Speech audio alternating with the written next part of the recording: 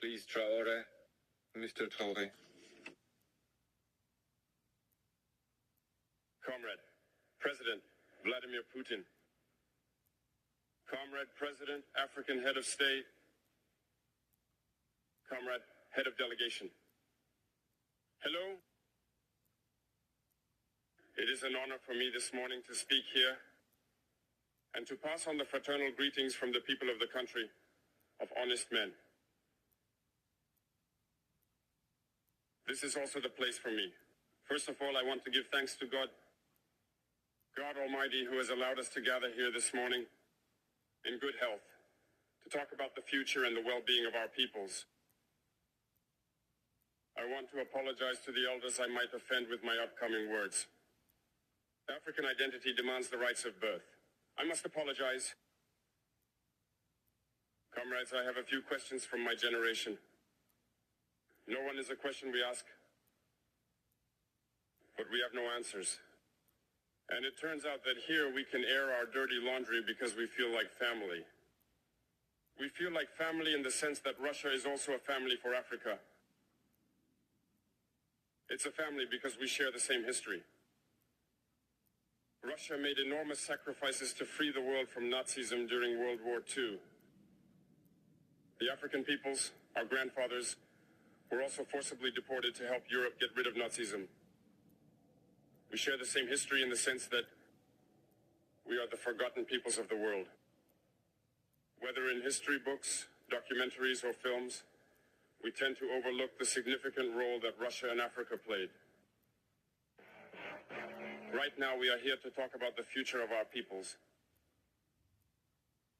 of what will happen tomorrow, of this free world we aspire to, a world without interference in our internal affairs. We have the same perspectives, and I hope this summit will be an opportunity. So, to be able to build very good relationships for a better future for our peoples. The questions that my generation is asking are the following.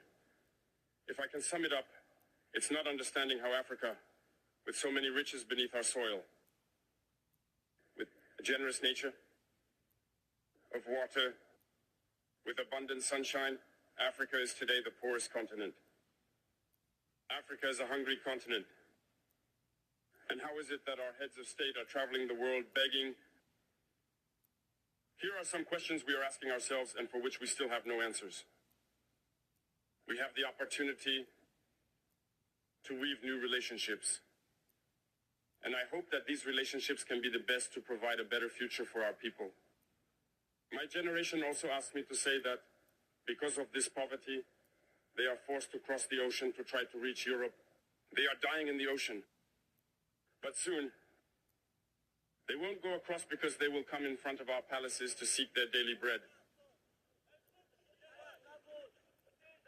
As for Burkina Faso, today we have been facing for more than 8 years, in the form of protest, the most barbaric, the most violent form of neocolonialism, of imperialism. Slavery still seeks to impose itself on us. Our ancestors taught us one thing well. The slave who is unable to take on their revolt does not deserve anyone to pity their fate. We do not seek pity for our fate. We do not ask anyone to pity our fate. The Burkinabe people have decided to fight against the hypocrisy that hinders their development. In this struggle, brave peoples, brave populations have committed themselves to take up arms against terrorism, what we have indeed called the VDP, the volunteers. We are surprised to see the imperialists label these VDP as militias and all sorts of things. It's disappointing, because in Europe, when people take up arms to defend their homeland, they are called patriots. Our grandfathers were deported to save Europe. It was not with their consent, against their will. Well, upon their return, we remember well that in Tiaroy, when they wanted to claim their basic rights, they were massacred. It doesn't matter then. When we, the people, decide to defend ourselves, we are labeled as militias. But that's not the problem. What the problem is seeing African heads of state who bring nothing to these fighting peoples, but who sings the same tune as the imperialists, by calling us militias, by treating us as such, of men who do not respect human rights. What human rights are we talking about? We are outraged by this and it's shameful. We, as African heads of state, need to stop behaving like puppets that dance every time the imperialists pull the strings.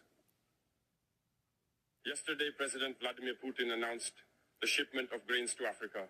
We are very happy. We thank him for that. But also it's a message sent to our African heads of state.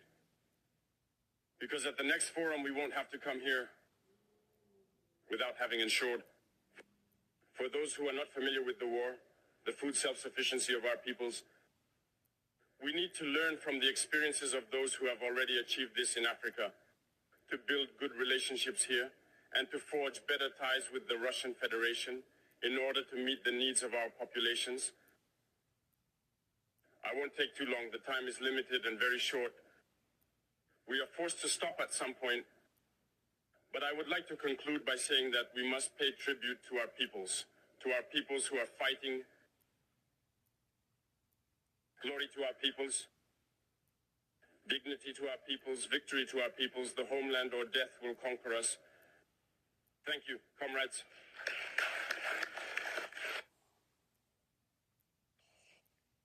I would like to express my heartfelt gratitude to you, Jean-Pierre, for your invaluable support and assistance. Your help has been truly appreciated, and I am sincerely thankful for everything you have done. I would like to draw your attention to the issue of Russia regarding Nazism. The issue of Russia regarding Nazism.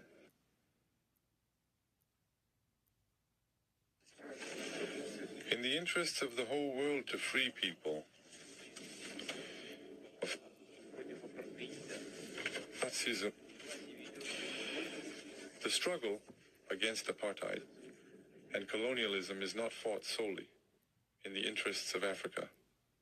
This struggle leads to results that improve situations all around the world. It's the whole world that benefits from it.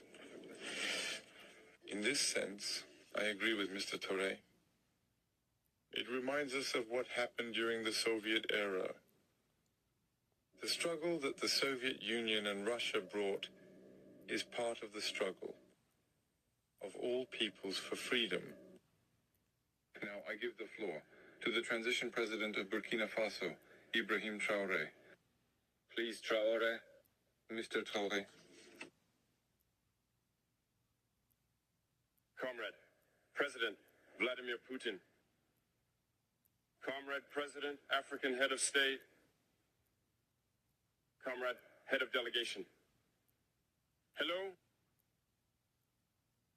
It is an honor for me this morning to speak here and to pass on the fraternal greetings from the people of the country of honest men. This is also the